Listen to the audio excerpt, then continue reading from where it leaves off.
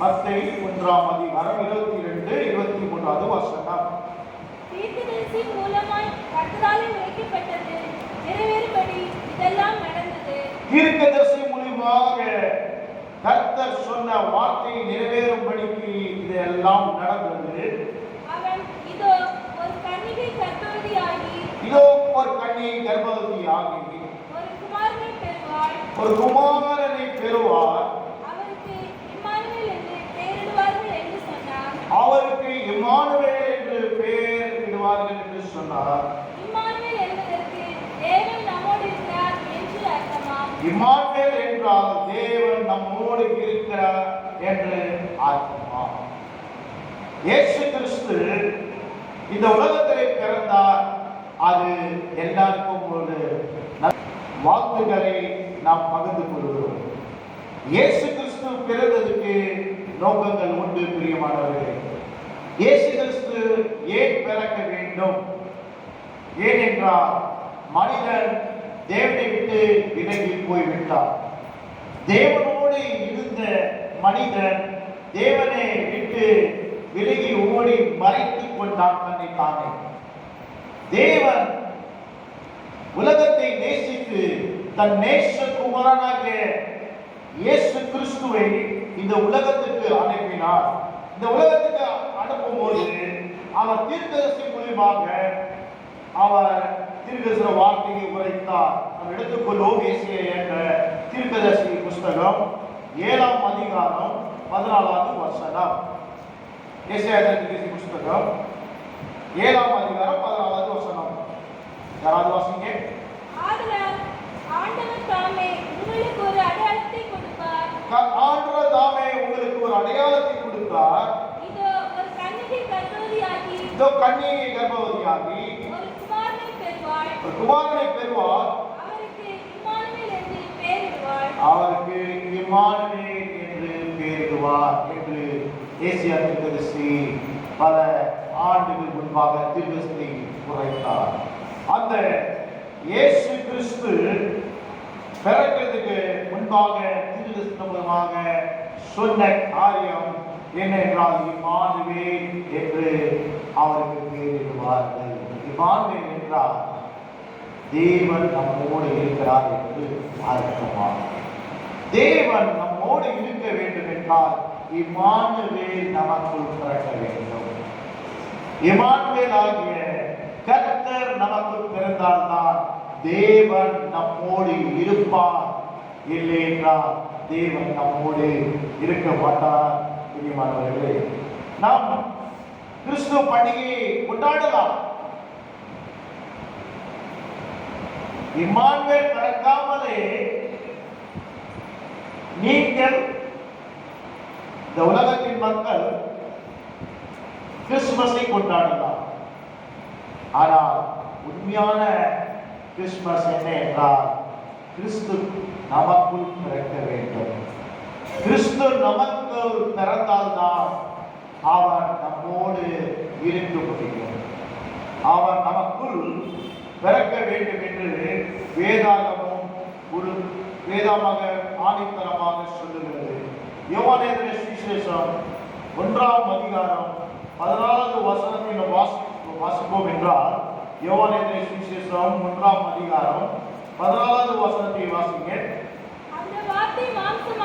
அந்த வார்த்தையாக இருந்த தேவனுடைய வார்த்தையாக இருந்த கிறிஸ்து இயேசு மாம்சமாகி கிருபையினாலும் சத்தியத்தினாலும் நிறைந்தவராய் நமக்குள் வாசம் பண்ணினார். அவர் நமக்குள் வாசம் பண்ண வேண்டும். கிறிஸ்து வார்த்தையாக இருந்தவர், தேவனுடைய வார்த்தையாக இருந்தவர். அவர் நமக்குள் வாசம் பண்ண வேண்டும். அதுதான் முக்கியமான கிறிஸ்துமஸ். அதான் கிறிஸ்து பிறந்தார் என்று அர்த்தமாகும். வாழ்க்கையை நாம் சோதித்து பார்க்க வேண்டும். நம்முடைய வாழ்க்கையிலே கிறிஸ்து பிறந்திருக்கிறாரா? கிறிஸ்து இயேசு பிறந்தார் என்று நாம் சந்தோஷம் கொண்டாடுகிறோம், மகிழ்கிறோம், பலகாரங்களை செய்கிறோம், புதிய ஆடைகளை உடுத்துகிறோம், பிறருக்கு நாம் பலகாரங்களை கொடுக்கிறோம்.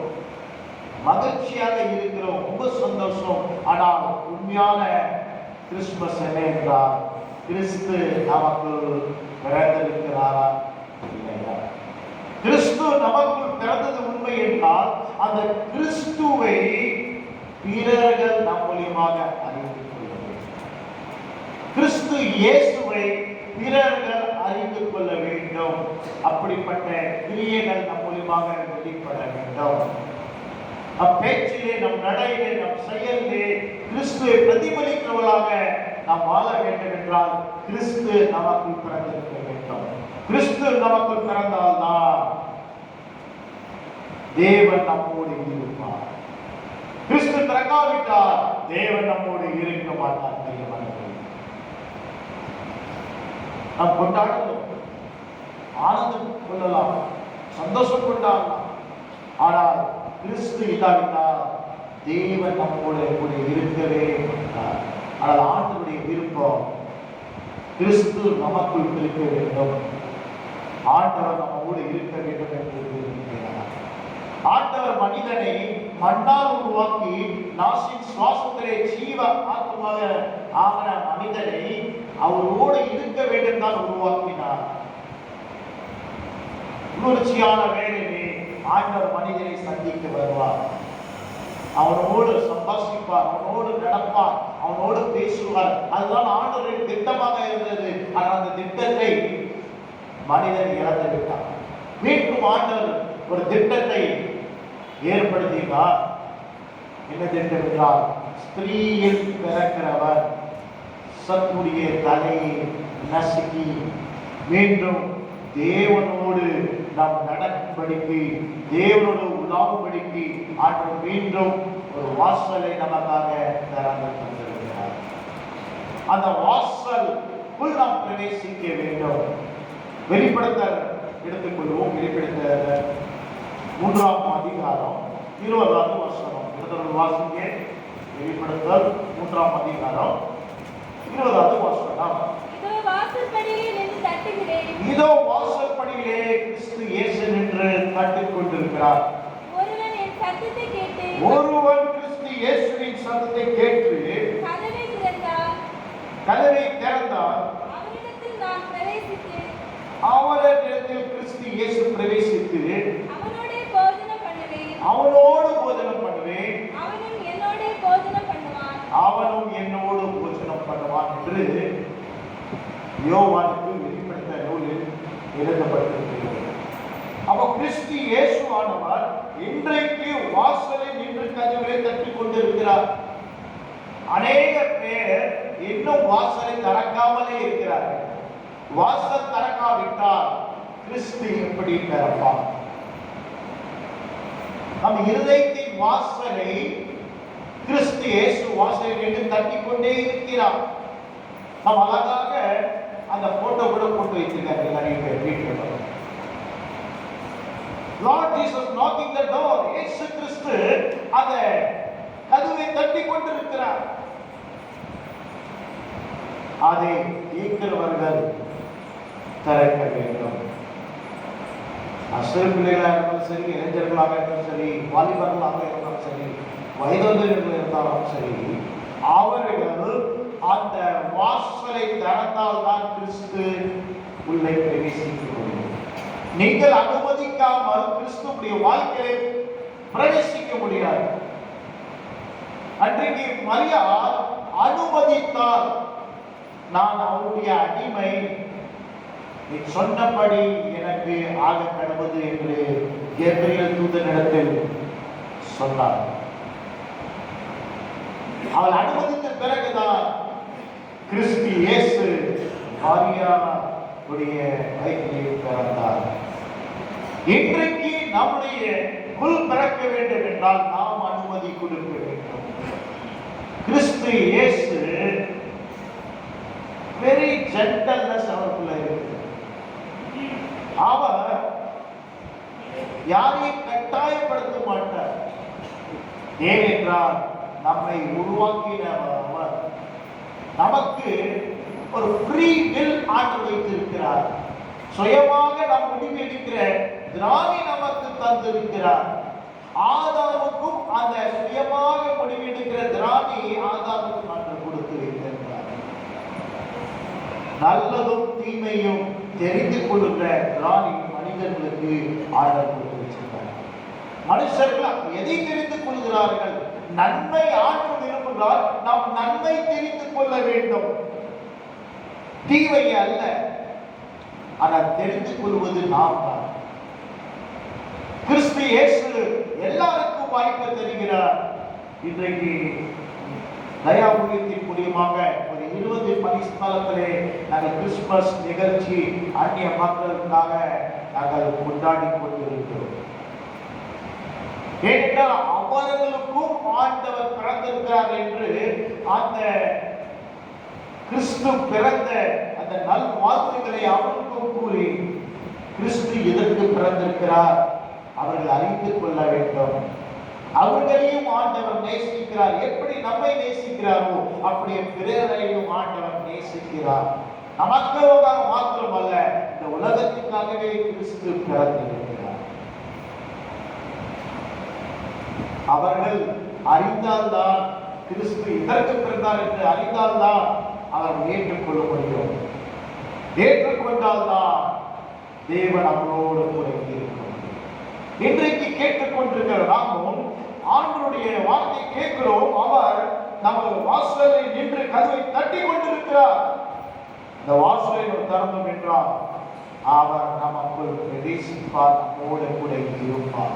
அவர் விரும்புகிறார், நம்மோடு இருக்க வேண்டும் என்று அவர் விரும்புகிறார். நம் நடக்கும் போது, அமரும் போது, படுக்கும் போது, எழுதும் போது, செயல்படும் போது, கிரியை செய்யும் போது நம்மோடு இருக்க வேண்டும் என்று ஆண்டவர் எதிர்பார்க்கிறார். ஆனால் நாம் அதற்கு அவருக்கு அனுமதியை கொடுக்க வேண்டும். அவர்தான் இயேசு கிறிஸ்து நமக்குள் பிறந்து அவர் செயல்படுத்த முடியும். இல்லையென்றால் அவர் செயல்படுத்த முடியாது. நம்ம எடுத்துக்கொள்வோம் 2 கொரிந்தியர் 6ஆம் அதிகாரம் 16வது வசனம். 2 கொரிந்தியர் 6ஆம் அதிகாரம் 16வது வசனம். எடுத்து வாசிங்க. தேவனுடைய ஆலயத்திற்கும்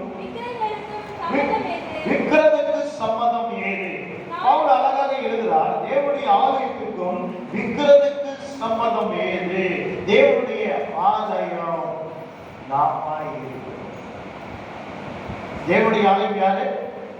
தேவன் பிறந்திருக்கிறார் என்றால், தேவனுடைய குமாரன் நமக்குள் பிறந்திருந்தால் நாம் தேவனுடைய ஆலயமாய் இருக்கிறோம். தேவனுடைய ஆலயத்திற்கும் விக்கிரகத்துக்கு சம்மதம் ஏது? நான் அவர்களுக்குள்ளே வாசம் பண்ணி அவர்களுக்குள்ளே உலாவி அவருடைய தேவனாய் இருப்பேன். பாருங்க, அவர்களுக்குள்ளே வாசம் செய்து தேவனுடைய ஆலயமாய் யார் மாறுகிறார்கள் என்றால், தேவனுடைய குமாரன் எங்கே பிறக்கிறார்களோ அவர் தேவனுடைய ஆலயமாக மாற வேண்டும். தேவன் அவர்களுக்குள்ளே வாசம் செய்து அங்கே உலாவி, வாசிக்க தொடர்ந்து, அவர்கள் என் ஜனங்களாய் இருப்பார்கள். தேவன் சொன்னபடி நீங்கள் ஜீவனுள்ள தேவனுடைய ஆலயமாய் இருக்கிறீர்கள். நாம் தேவனுடைய ஜீவனுடைய தேவனுடைய ஆலயமாக மாற்றும்படிக்கு இம்மானுவேல் பிறந்திருக்கிறார். நமக்குள் இம்மானுவேல் பிறந்திருக்கிறாரா? நம்மை தேவனுடைய ஆலயமாக ஆண்டு மாற்ற வேண்டும் என்று விரும்புகிறார். இந்த கிறிஸ்துமஸ் நாட்களிலே நம்மை ஆண்டவர் தேவனுடைய ஆலயமாக மாற்ற விரும்புகிறார். தேவனுடைய ஆலயத்தை நாம் பிரவேசிக்கும் போது தேவனுடைய ஆலயம் பரிசுத்தமாக காணப்படுகிறது. அதுபோல தேவனுடைய ஆலயமாக இருக்கிற நாம் பரிசுத்தம் உள்ளவர்களாக காணப்பட வேண்டும். தேவன் உலாவ வேண்டும் என்றால், தேவன் நமக்குள் வாசம் செய்ய வேண்டும் என்றால், தேவனுடைய ஆலயமாக இருக்கிற நாம் பரிசுத்தமாக இருக்க வேண்டும். அது பரிசுத்தத்துக்கே நம்மை அழைத்திருக்கிறார், அசுத்தத்துக்கு அல்ல. பரிசுத்தத்துக்கு ஆண்டவர் நம்மை அழைத்திருக்கிறார். நம்மை அழைத்த தேவன் பரிசுத்தராய் இருக்கிறார். பரிசுத்த அலங்காரத்தோடு தான் அவரை நாம் தொழுது கொள்ள முடியும். ஏனென்றால் அவர் பரிசுத்த தேவனாய் இருக்கிறார். நம்மை தெரிந்து கொண்ட தேவன், நம்மை அழைத்த தேவன், நம்முடைய வாசலில் நின்று கதவை தட்டி கொண்டிருக்கிற தேவன் பரிசுத்த தேவனாய் இருக்கிறார். அதுதான் கன்னி மரியாதைகள் பரிசுத்த ஆவியினால் அவர் பிறந்தார். நாம் வாசித்த மத்திய சுவிசேஷத்தை அவர் பரிசுத்த ஆவியினாலே பிறந்தார் என்று வாசிக்கும். மத்திய சுவிசேஷம் 1ஆம் அதிகாரம் 18வது வசனம் வாசிங்க. இயேசு கிறிஸ்துவுடைய விவரமாவது அவருடைய தாயாகிய மரியாள் யோசேப்புக்கு நியமிக்கப்பட்டிருக்கையில் அவர்கள் கூடி வரும் முன்னே அவள் பரிசுத்த ஆவியினாலே கர்ப்பவதி ஆனாள் என்று காணப்பட்டது. பரிசுத்த ஆவியினாலே கர்ப்பவதி ஆனாள் என்று காணப்பட்டது. பரிசுத்த ஆவியானவர் பரிசுத்தராய் இருக்கிறார். அவருக்குள் கலந்தவர் பரிசுத்த ஆவியினால் கலக்கப்பட்டார். அந்த பரிசுத்த ஆவியானவர் தான் நம்மை பரிசுத்தப்படுத்துகிற தேவனாய் இருக்கிறார். நம்மை உருவாக்குகிற தேவனாய் இருக்கிறார். அவர் நமக்கு இருக்க வேண்டும் என்றால் நம்ம ஆண்டுடைய சமூகத்திலே கன்னி மரியாள் சொன்னது போல லூக்கா எழுதின சுவிசேஷத்தை நாம் எடுத்துக்கொள்வோம். லூக்கா எழுதின சுவிசேஷம் 1ஆம் அதிகாரம், லூக்கா எழுதின சுவிசேஷம் 1ஆம் அதிகாரம் 34 முதல். அதற்கு மரியாள் தேவதூதனை நோக்கி, இது எப்படியாகும் என்று ஒரு கன்னி மரியாள் கேட்கிறார். இது எப்படியாகும்? புருஷனை அறியேனே என்றாள். நான் புருஷனை அறியவில்லையே, எப்படி ஒரு குழந்தை நான் உருவாக்க முடியும் என்று கேட்கிறார். தேவதூதன் அவளுக்கு பிரதியுத்தரமாக, தேவதூதன் மரியாளுக்கு பிரதியுத்தரமாக, பரிசுத்த ஆவி உன்மேல் வரும், பரிசுத்த ஆவியானவர் மேல் வருவார், உன்னதமானவருடைய பலன் உன்மேல் நிறையிடும், ஆதலால் உன்னிடத்தில் பிறக்கும் பரிசுத்தம் உள்ளது, உன்னிடத்தில் பிறக்கிறவர் பரிசுத்தம் உள்ளது என்று மரியாளுக்கு சொன்னார். வாசிங்க. தேவனுடைய குமாரன் எனப்படும் இதோ உனக்கு இனத்தாராயிருக்கிற எலிசபெத்தும் தன் முதிர் வயதிலே ஒரு புத்திரனை கர்ப்பம் தரித்திருக்கிறாள். மலடி எனப்பட்ட அவளுக்கு இது 6ஆம் மாதம். தேவனாலே கூடாத காரியம் ஒன்றுமில்லை. தேவனால் கூடாத காரியம் ஒன்றுமில்லை. வாசிங்க. அதற்கு மரியாள் இதோ நான் ஆண்டவருக்கு அடிமை, உம்முடைய வார்த்தையின்படி எனக்கு ஆக கடவுது என்று மரியாள் சொன்னார். அவள் அனுமதிக்கிறார். தேவனுடைய வார்த்தை புறப்பட்டு வருகிறது. பிரியமானவர்களே, மரியாதை புறப்பட்டு வந்தது, கபிரியேல் தூதன் மூலமாக புறப்பட்டு வந்தது. தூதர்கள் என்றால் கர்த்தருடைய வார்த்தை சுமந்து செல்கிறவர்கள். He is a God's messenger. அவர் கர்த்தருடைய வார்த்தை உரைக்கிறவர்கள், கர்த்தருடைய வார்த்தை சுமந்து செல்கிறவர்கள். அது கர்த்தருடைய வார்த்தை கடந்து வந்தவுடனே அவருக்கு சந்தேகம் வந்தது. இலபமான சந்தேகம் தான். நார்மலா ஒரு கண்ணிக்கு வருகிற சந்தேகம் மரியாதை. அந்த சந்தேகத்துக்கு பதிலை பெற்றவுடனே மரியாதை சொல்கிறார், இதோ நான் கர்த்தருக்கு ஆண்டவருக்கு அடிமை என்று அவர் அனுமதிக்கிறார். ஆண்டவரே, எனக்குள் பிறக்க வேண்டும் என்று அனுமதிக்கிறார். அவர்தான் பரிசுத்த ஆவியானவர் மூலமாக அது பிறந்தவர் பரிசுத்தராய் பிறந்தார். ஆண்டவருக்கு அனுமதியை கொடுக்க வேண்டும். கர்த்தருடைய வார்த்தை கடந்து வருகிறது நம்மிடத்தில். அந்த கர்த்தருடைய வார்த்தை நாம் ரிசீவ் பண்ண வேண்டும். அதை நாம் அக்செப்ட் பண்ண வேண்டும். அதை அங்கீகரிக்க வேண்டும். இது எனக்காக கர்த்தருடைய வார்த்தை சுமந்து வந்தவர்கள் பேசுகிறார்கள் என்று அனுபவித்துக் கொள்ள வேண்டும். அவதான் மரியாதை போல நம்மை பயன்படுத்துவார். மரியாதை ஆண்டவர் பயன்படுத்தினார் நம்மையும் ஒரு வாய்க்காலாக அவருடைய ராஜ்யத்திற்காக ஆண்டவர் பயன்படுத்தினார். அவர்கள் நோக்கம் விளங்க வேண்டும் என்றால் நாம் நம்மை ஒப்பு கொடுக்க வேண்டும். அப்போதுதான் இம்மானுவேல் நமக்குள் கரைக்க முடியும். தேவன் நம்மோடு கூட இருக்க முடியும். பெரியமானவர்களே, இல்லைனா அவர் நம்மோடு பிறக்கவே முடியாது. மத்தேயு சுவிசேஷம் 28ஆம் அதிகாரம் 20வது வசனத்தை வாசிப்போம். மத்தேயு சுவிசேஷம் 28ஆம் அதிகாரம் 20வது வசனம். நான் உங்களுக்கு கட்டளையிட்ட யாவையும் அவர்கள் கைக்கொள்ளும்படி அதை கைக்கொள்ளும்படி அவர்களுக்கு உபதேசம் பண்ணுங்கள். இதோ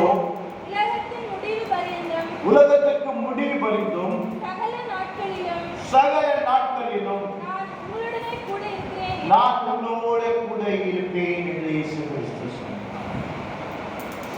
கர்த்தருடைய உபதேசத்தை யார் போதிக்கிறார்களோ, யார் கை கொள்கிறார்களோ, யார் அங்கீகரிக்கிறார்களோ, அவர் கூட உலகத்தின் முடிவு வரைக்கும் இம்மானுவேல் இருப்பேன் என்று சொன்னார்.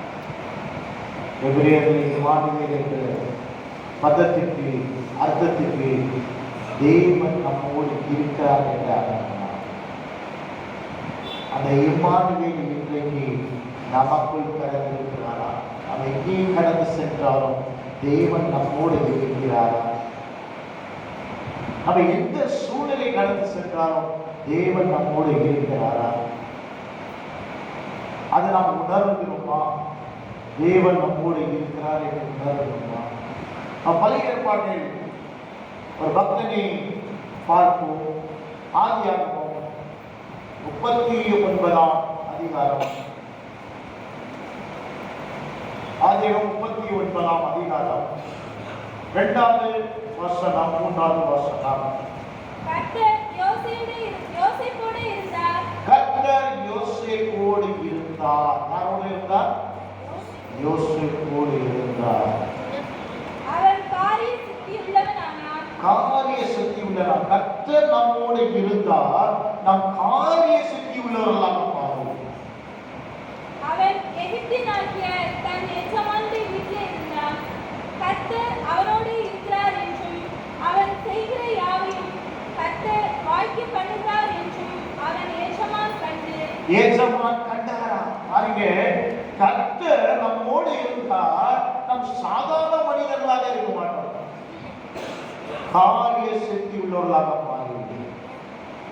இன்றைக்கு நம்முடைய காரியம் சித்தி உள்ளதாக மாறாததுக்கு காரணம் என்றால் நமக்குள்ள கர்த்தர் இருக்கிறாரா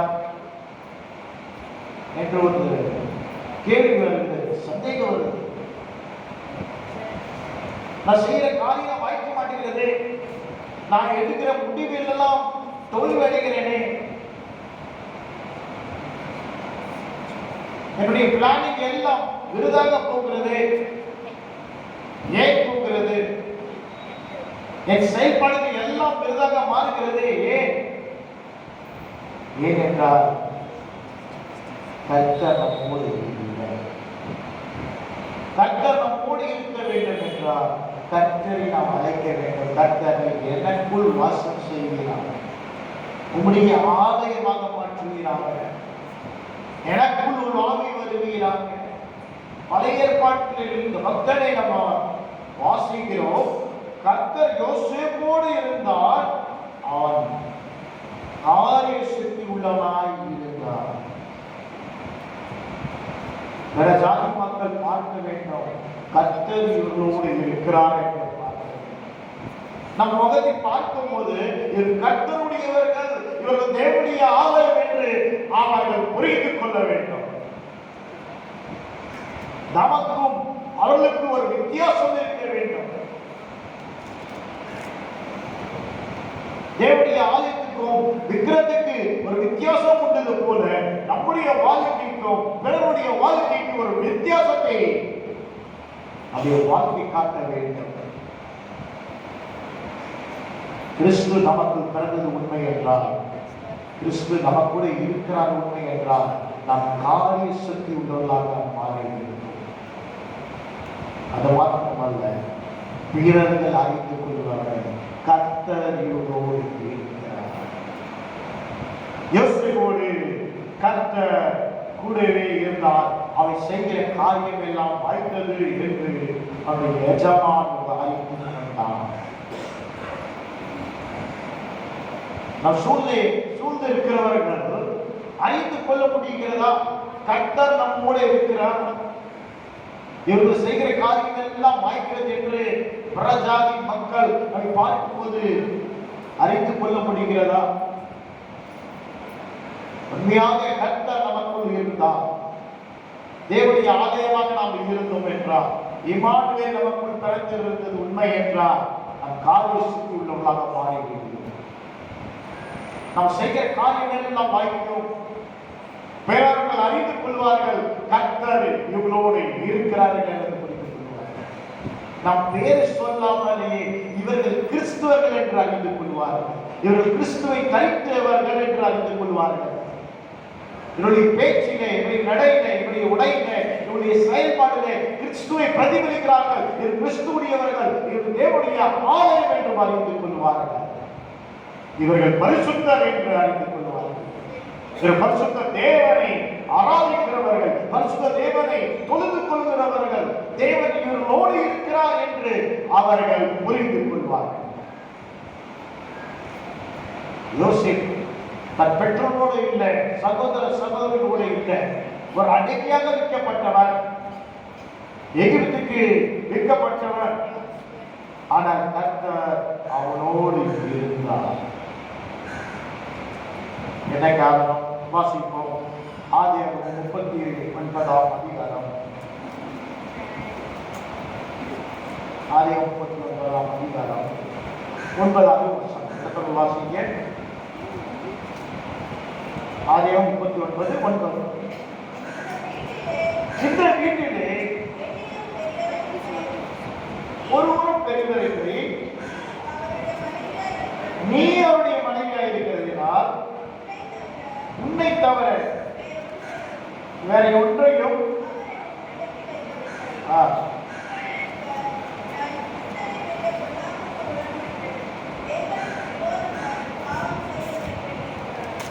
தேவனுக்கு கொல்லாமல் செய்து பாவம் செய்வது எப்படி என்றார்.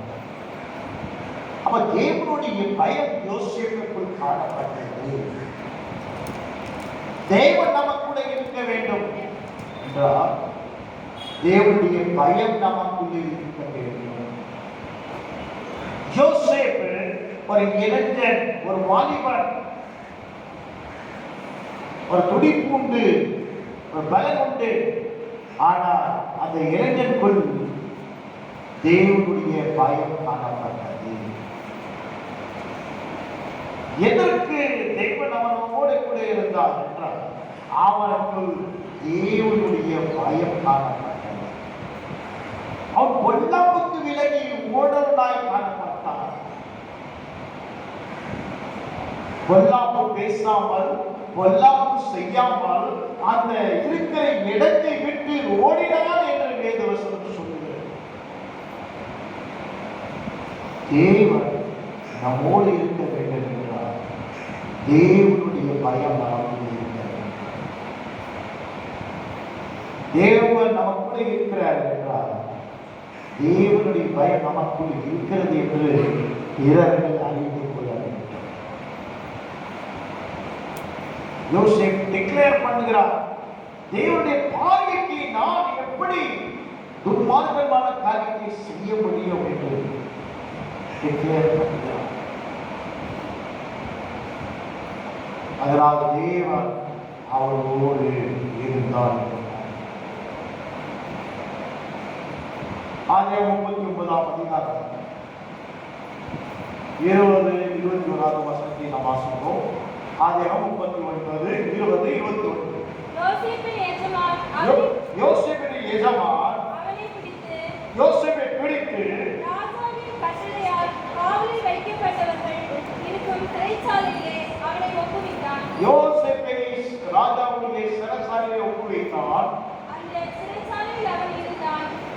சாலையில் யார் இருக்கிறார்? யோசேப்பு இருந்தான். கர்த்தரோ யோசேப்போடு இருந்து கர்த்தரோ யோசேப்போடு இருந்தார். பாருங்க, அவன் மேல் பழி சுமத்தப்பட்டது. பக்தன் யோசேப்போடு கர்த்தர் இருந்தார். நீங்க எப்படிப்பட்ட சூழ்நிலை கடந்து சென்றாலும் கர்த்தர் உங்களோடு இருக்க வேண்டும் என்றால் நீங்க கர்த்தருக்கு பயந்தவர்களாக இருக்க வேண்டும். ஒருவேளை யோசேப்பை போல, நீதிமான் யோசேப்பை போல உங்க மேலே குற்றம் சாட்டலாம், பழி சொல்லுகிறோம். ஆனா கர்த்தர் உங்களோடு இருக்க வேண்டும் என்றால் நீங்கள் பொல்லாப்புக்கு விலகி கொள்ள வேண்டும். கர்த்தருடைய பயம் உங்களுக்குள் இருந்தால் கர்த்தர் எப்படிப்பட்ட சூழ்நிலை இருந்தால் உங்களோடு இருப்பார். இம்மானுவேல் உங்களோடு இருக்க வேண்டும் என்றால் கர்த்தருடைய பயம் உங்களுக்கு காணப்படும். நீங்கள் கர்த்தருடைய பயம் உங்களுக்கு இருந்தால் நீங்கள் பொல்லாப்பை விட்டு விலகி, பொல்லாப்பை விட்டு விலகி விடுவீர்கள்.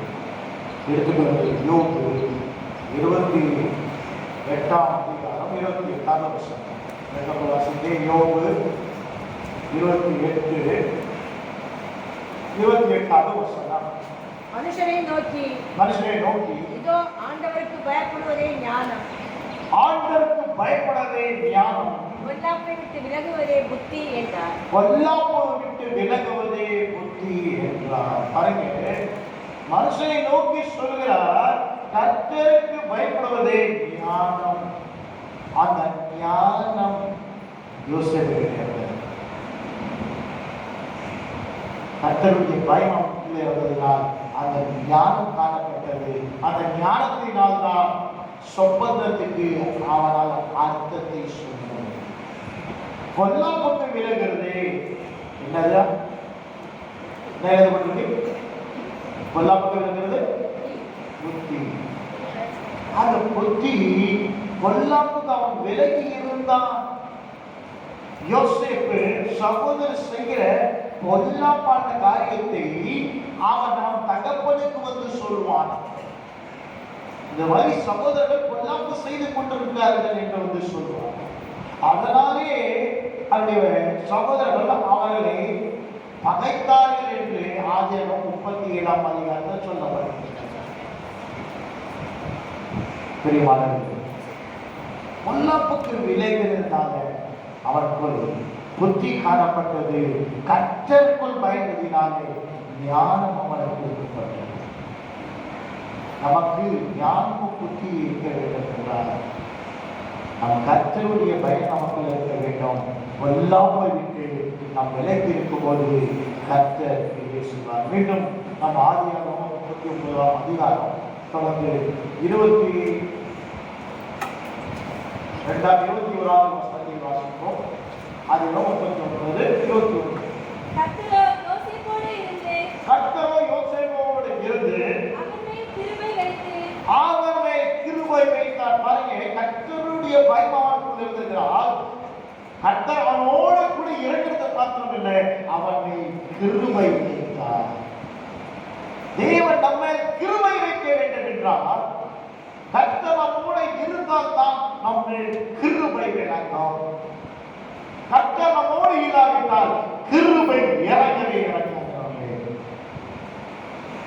தேவனுடைய கிருபை நாம் பெற்றுக் கொண்டோம் என்றால் மனிதனுடைய தயவு நமக்கு கிடையாது. எங்கே தேவனுடைய கிருபை இருக்கிறதோ அங்கே ஆண்டவர் மனிதனுக்குள் தயவை நமக்கு பாராட்டுவார். வாசிங்க, வாசிமா. சிறைச்சாலையின் தலைவனுடைய தயவு அவனுக்கு கிடைக்கும்படி செய்தார். தேவன் என்ன பண்றார்? சிறைச்சாலை மேலே தயவு விளங்க செய்தார். பாருங்க, நான் சொன்ன காரியம் தேவனுடைய கிருபை அங்க விளங்க வேண்டும். அப்ப தேவனுடைய கிருபை விளங்க வேண்டும் என்றால் நம் பொல்லாப்புக்கு விலகி இருக்க வேண்டும். தேவனுடைய பயம் நமக்குள் இருந்தோம் என்றால் நாம் தேவனுடைய கிருபை பெற்றுக் கொள்ள வேண்டும்.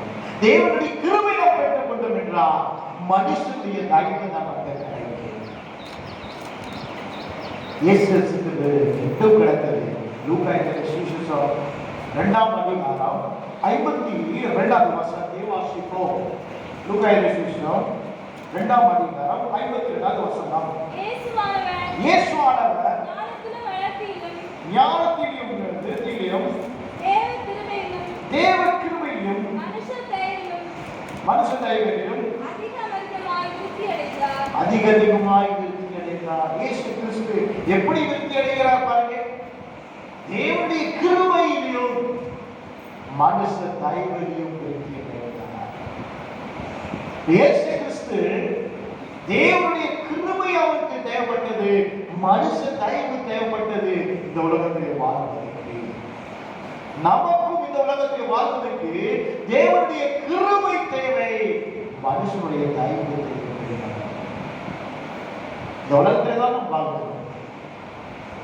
இயேசு கிறிஸ்து இந்த உலகத்தில் வாழும்போது தேவனுடைய கிருபை மனுஷ தயவு கிடைத்தது. இங்கே நாம் பார்க்கிறோம், பழைய ஏற்பாட்டில் பக்தன் யோசேப்பை குறித்து அவருடைய வாழ்க்கையிலே தேவனுடைய கிருபை இருந்ததினா சிறைச்சாலையுடைய அதிகாரியுடைய கண்களே அவருக்கு ஆண்டவர் தயவை உருவாக்கி கொடுத்தார். தேவனுடைய கிருபை நாம் பெற்றுக்கொள்ள வேண்டும் என்றால் பொல்லாப்புக்கு நாம் விலகி விட வேண்டும். கர்த்தருடைய பயம் நமக்குள்ள இருக்க வேண்டும். அப்போ தேவனுடைய கிருபை நம்மோடு இருக்கும். தேவன் நம்மோடு இருப்பார். நாம் தயவை பெற்றுக்கொள்ளும். ஆதியாகமம்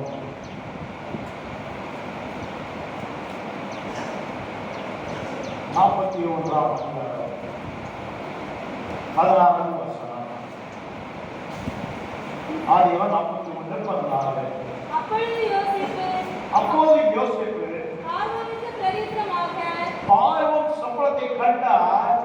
அதுக்கு அர்த்தத்தை சொல்லுவதற்கு யாராலும் சொல்ல முடியாத போய்விட்டது. யோசேப் சிறைச்சாலையில் இருக்கிறார். சிறையிலிருந்து யோசேப்பை வெளிக்கொண்டு வருகிறார்கள்.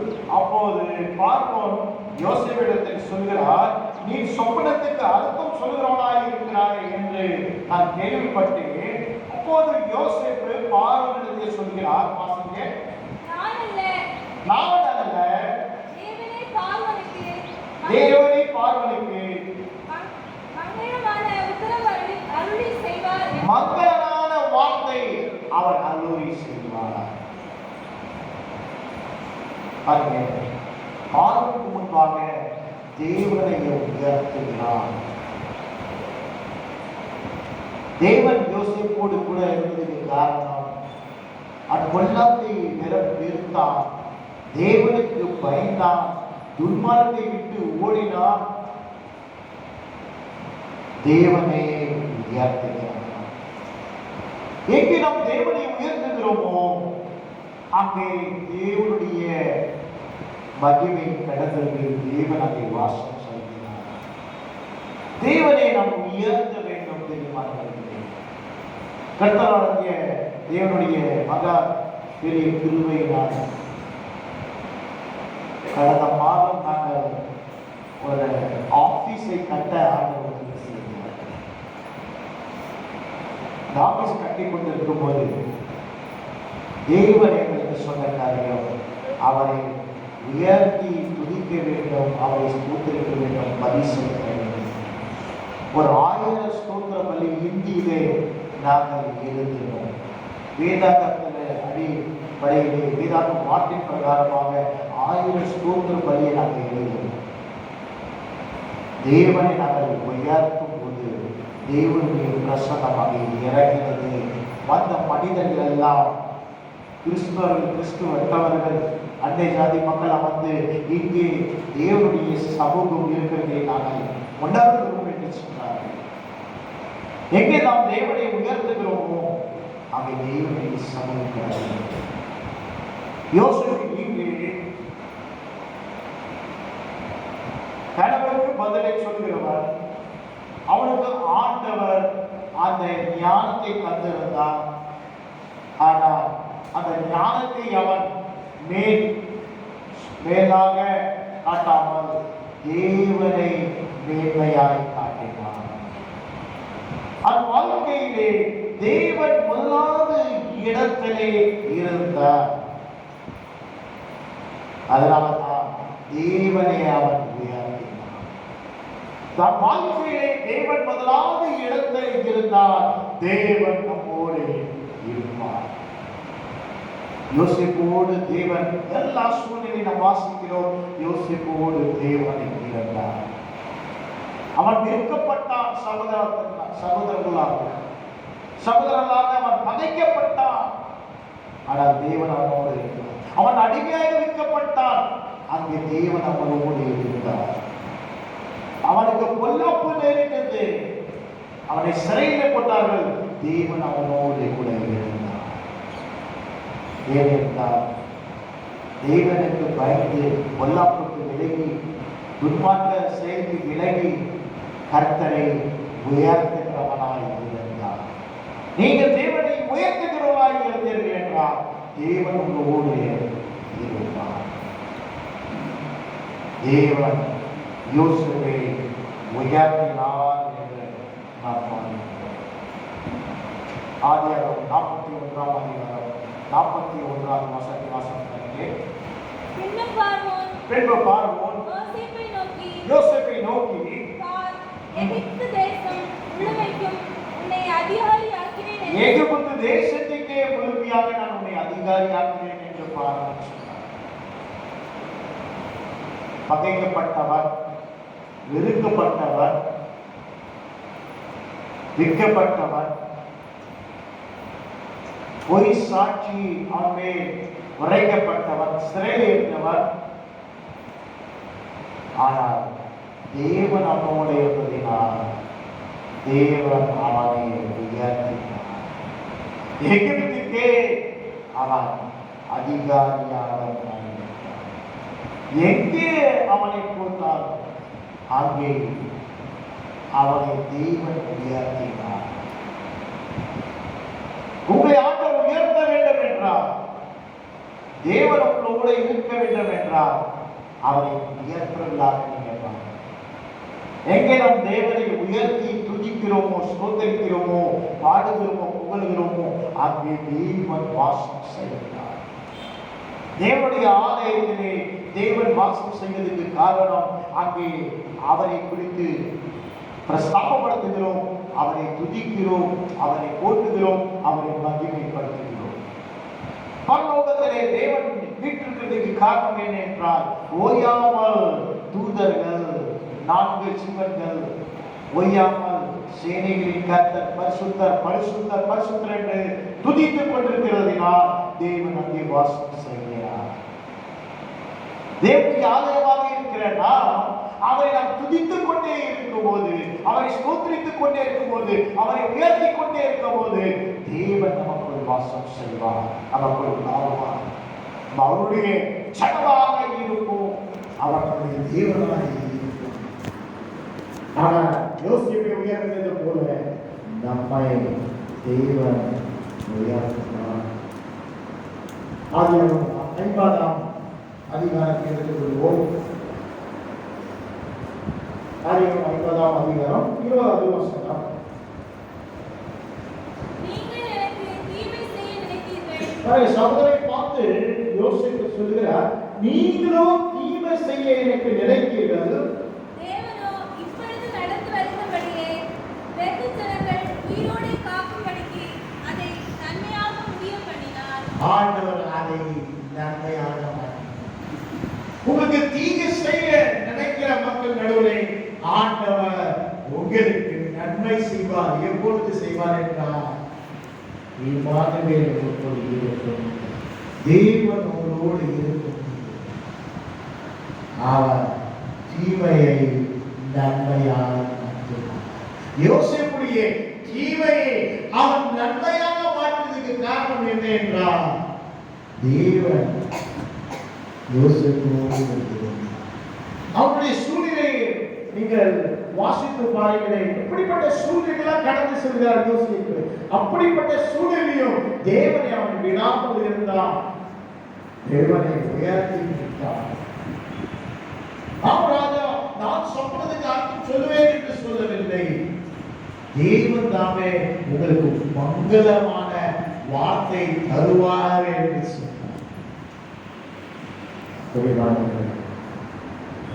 தேவன் உயர்த்தும் போது தேவனை பிரஸ்தாபப்படுத்தும் போது, தேவனுடைய நாமத்திற்காக நாம் வாழும்போது, பொல்லாப்புக்கு விளங்கும் போது, தீமைக்கு இறங்கும் போது, கர்த்தருடைய பயணம் கூட இருக்கும் போது தேவன் நம்மோடு இருப்பார்.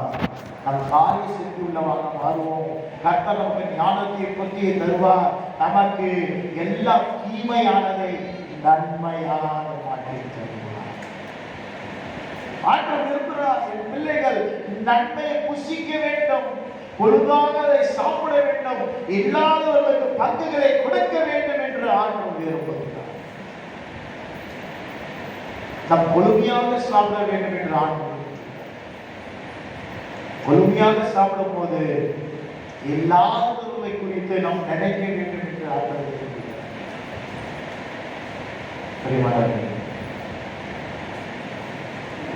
எல்லாவர்களை குறித்து நாம் நினைக்க வேண்டும். எங்க மத்திய பிரதேசம் பயங்கர குளிர். நாங்கள் வரும்போதெல்லாம் 5 டிகிரி இருந்தது போப்பாங்க. சில பகுதியெல்லாம் 0 டிகிரி 2 டிகிரிக்கெல்லாம் போய்விட்டது. நாங்கள் பிளான் பண்ணோம், எங்களால் முடிந்தது ஒரு கம்பளி வாங்கி ஏழை இடையவர்களுக்கு கம்பளியை கொடுக்க வேண்டும்.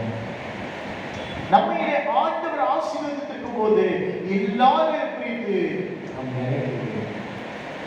நம்மை ஆண்டவர் திருப்தியாக வைத்திருக்கும் போது, பொறுமையாக சாப்பிட்டு நம்ம இருக்கும் போது எல்லாருமே கரிசனையாக இருக்க வேண்டும். ஏழைகளுக்கு இறங்க வேண்டும். கர்த்தருடைய வார்த்தை சொல்லுகிறது, ஏழைகளுக்கு இறங்குவது கர்த்தருக்கு கடன் கொடுக்கிறார். ஆண்டவருக்கு யாருமே கடன் கொடுக்க முடியாது. ஆனால் ஏழைகளுக்கு இறங்கும் போது கர்த்தருக்கு கடன் கொடுக்கலாம். அது கொடுக்கும்போது அவர் நம்மை ஆசீர்வதிக்கிற தெய்வனாக இருக்கிறார். அது அவருடைய சுகம். அந்த சுபாவம் நமக்குள் கடந்து வரும். நம் கர்த்தரோடு நடக்கும் போது, கர்த்தர் நம்மோடு வாழும் போது கர்த்தருடைய சுபாவம் நமக்கு கடந்து வரும். ஏழைகளே, நம் கரிசனம் உள்ளவர்களாக நாம் மாறுவோம். கர்த்தர் நம்மோடு இருக்க வேண்டும் என்று அவர்கள் நாம் விரும்பி அவருக்கு நம்முடைய வாழ்க்கையில் இடம் கொடுக்கும் போது நிச்சயமாய் கர்த்தர் நம்மோடு இருக்கிறார். கண்களை மூடுவோமா? ஆண்டவருடைய சமூகத்தில் ஒரு நிமிடம் இருந்து நின்று ஆண்டவரே, கன்னி மரியாள் தன்னையே ஒப்புக் கொடுத்தார். கிறிஸ்து பிறந்த நாளில் நாம் மீண்டும் கடந்து கொண்டிருக்கிறோம். ஒவ்வொரு வருடமும் கிறிஸ்து பிறந்த நாளை அனுசரிக்கிறோம். ஆண்டவருடைய சமூகத்திலே ஆண்டவரே, உண்மையான கிறிஸ்துமஸ் கிறிஸ்து என்னில் பிறக்க வேண்டும். இம்மானுவேல் ஆனவர் என்னோடு கூட இருக்க வேண்டும். தன்னையே ஜீவ பலியாக ஒப்பு கொடுத்தீரே. மரியா தன்னையே அர்ப்பணித்தது போல இன்றைக்கு நாங்கள் இந்த கிறிஸ்துமஸ் நாள் வாழ்த்துக்களை சொல்கிற நாங்கள், மகிழ்ச்சி கொண்டாடுகிற நாங்கள், கிறிஸ்து பிறந்த நாட்களை அனுசரிக்கிற நாங்கள் மரியாதை போல எங்களையே அர்ப்பணிக்கிறோம். கைகளை உயர்த்தி அன்றைய சமூகத்தில் ஒரு பொருத்தனை செலுத்துமா? ஆண்டவரே, எங்களை பொருத்தனையாக இப்படி சமூகத்தை அர்ப்பணிக்க மீறி எங்களுக்குள் பிறக்க வேண்டும். இம்மானுவேல் ஆனவர் எனக்குள் பிறக்க வேண்டும். தேவன் என் கூட இருக்க வேண்டும். யோசேப்போடு இருந்தவர் அவன் பொல்லாப்புக்கு விலகினான், துன்மார்க்கு விலகினான். கர்த்தருடைய பயம் அவனோடு இருந்தது. கர்த்தரை உயர்த்தி பிடித்தான். கர்த்தர் தீமையானதை அவனுக்கு நன்மையாக மாற்றினார். இன்னைக்கு வலது கரத்தை நாம் உயர்த்தி ஆண்டுடைய சமூகத்திலே மரியாதை போல நம்முடைய வாழ்க்கை யார் பண்ணிப்போமா? யோசேப் காரியை சுத்தி உள்ளவனாய் மாறினான். கர்த்தர் அவனோடு இருந்ததினால் அவன் செய்கிற காரியம் எல்லாம் வாய்த்தது. ஆண்டவரே, யோசேப்பை போல நீர் என்னோடு இருக்க வேண்டும். நான் காரிய சுத்தி உள்ளவனாய் மாற வேண்டும். நான் செய்கிற காரியம் எல்லாம் வாய்க்க வேண்டும். பிறர்கள் அறிந்து கொள்ள வேண்டும், தேவன் என்னோடு இருக்கிறார் என்று அறிந்து கொள்ள வேண்டும். நீர் என்னோடு கூட இருந்தால் நான் கொல்லாமட்டு விலகுவேனே, தீங்கிலிருந்து யோசிப்பை போல ஓடுவேனே, தேவனுடைய கிருபையும் மனுஷனின் தயவை நான் பெற்றுக் கொள்வேனே. என்னை யோசிப்பை போல உயரத்திலே நிறுத்துவீரே. தீங்கான காரியம் எல்லாம் நன்மையாக மாற்றி விடுவீரே. இன்றைக்கு யோசிப்பை போல மாற்றுகிறார். ஒரு மரியாதை போல என்னை மாற்றுகிறார். உம்முடைய வார்த்தை கேட்டவுடனே மரியாதை தன்னை ஒப்புக் கொடுத்தார். எபிரேயர் தூதன் கடந்து வந்து கர்த்தருடைய வார்த்தையை உயர்த்த உரைத்த உடனே அவனுக்கு படித்தார்கள். ஆண்டவருடைய வார்த்தை கேட்டுக்கொண்டு இருக்கிற நாம் கர்த்தருடைய வார்த்தைக்கு கீழ்ப்படிந்து ஒப்புக் கொடுப்போமா? ஆண்டவரே, என்னை ஜீவ பலியாக ஒப்புக் கொடுக்கிறேன் என்று அவருடைய சமூகத்தை ஒப்புக் கொடுக்கிறோமே. தேவனுடைய கரம் இறங்கியவர், தேவனுடைய ஆலயமாக உண்மை மாற்றுவார். தேவனுடைய நடுவிலே உள்ளாவிக் கொண்டு இருப்பார். தேவன் உங்கள் மூலமாக அவருடைய நாமத்தை பிரஸ்தாபப்படுத்துவார். தேவன் உங்களோடு கூட இருக்கிறதினால் நீங்கள் காரிய சுத்தி உள்ளவர்களாக மாறுவீர்கள். நீங்கள் கையிட்டு செய்கிற காரியம் எல்லாம் வாய்க்கும். தேவனுடைய பயம் உங்களுக்குள் இருந்து கொல்லாமற்கு விலகி இருக்கிறார். தேவனுடைய கிருபையும் மனுஷன் தயவை பெற்றுக்கொள்ள ஆண்டவர் செய்வார். தீமை நன்மையாய் மாற்றி அருள் செய்வார்.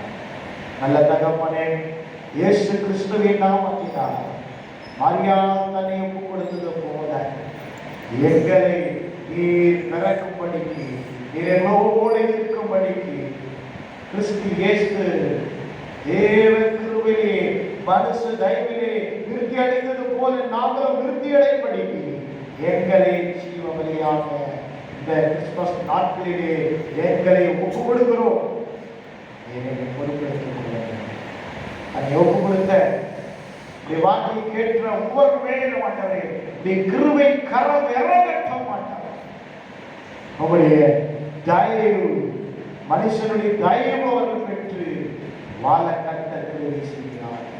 எல்லா அவருக்கு நேர்ந்துகிற எல்லா தீங்கை நன்மையாக மாற்றி தருகிறாங்க. இவர்களோட கூட இருந்து இவர்களுடைய வாசம் செய்து ஆண்டவரே, இவர்களை உயர்த்தி நாமத்தை பிரஸ்தாபப்படுத்துகிறார். தகப்பனே, சமுதிரை தாழ்த்தி ஒப்புக்கொண்டிருக்கிறோம். கேட்டுக்கொண்டிருக்கிற ஒவ்வொரு சிறுவர்கள், இளைஞர்கள், வாலிபர்கள், பெரியவர்கள், வயதானவர்கள் ஆண்டவரே, அனைவரும் ஆண்டவரே உமக்காக வாழ்ந்திருக்க, சுழித்திருக்க, நன்மையான புசித்து எல்லாருக்கும் பங்கு தரவர்களாக மாற அப்படியே நாமத்தின் நிமித்தம் வாழ்ந்திருக்க, சுழித்திருக்க அவருடைய குடும்பத்தில் கட்ட ஆசீர்வதிக்கிறார். அனைவரையும் தாழ்த்தி சமூகத்தை அர்ப்பணித்து இயேசுவின் நாமத்தினால் ஜெபிக்கிறோம்.